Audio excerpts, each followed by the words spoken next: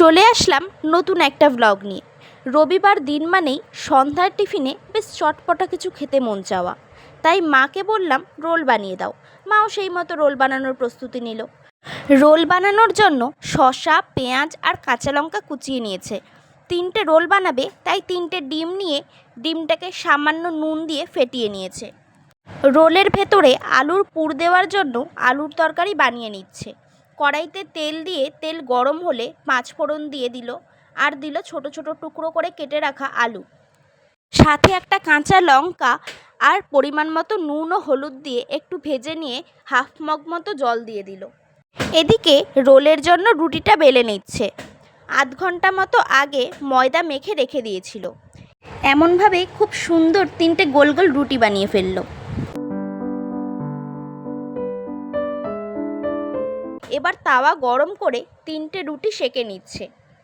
সেঁকে নেওয়া হয়ে গেলে ওই তাওয়ার মধ্যেই 3টে রুটি একসাথে তেল দিয়ে ভেজে নিল।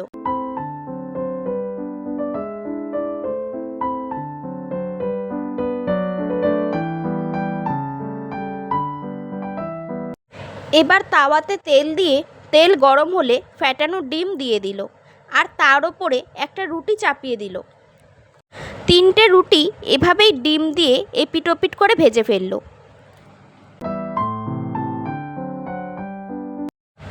আলুর তরকারিটাও রেডি হয়ে গেছে। এভাবেই শুকনো করে আলুর তরকারিটা রেডি করে নিতে হবে। তারপর 3টে রুটি এইভাবে পাশাপাশি রেখে দোকানের স্টাইলে আমার মা সব রুটিগুলোর মধ্যে আলুর তরকারি দিয়ে দিল। এক এক করে পেঁয়াজ কুচি, শসা, লঙ্কা কুচি, একটু করে লেবুর রস, বিট নুন ছড়িয়ে দিয়ে টমেটো সস দিয়ে দিল।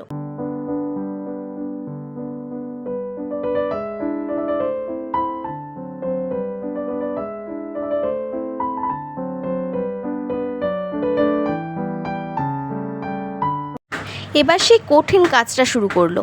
রোলটাকে কাগজে মুড়ছে, কিন্তু কিছুতেই ঠিক করে উঠতে পারছে না। অবশেষে কাগজ দিয়ে রোলটা মুড়িয়ে দিল। এভাবেই 3টে রোল কাগজে মোড়ানো শেষ। রেসিপিটা কেমন লাগলো আমাকে জানিও কমেন্ট করে।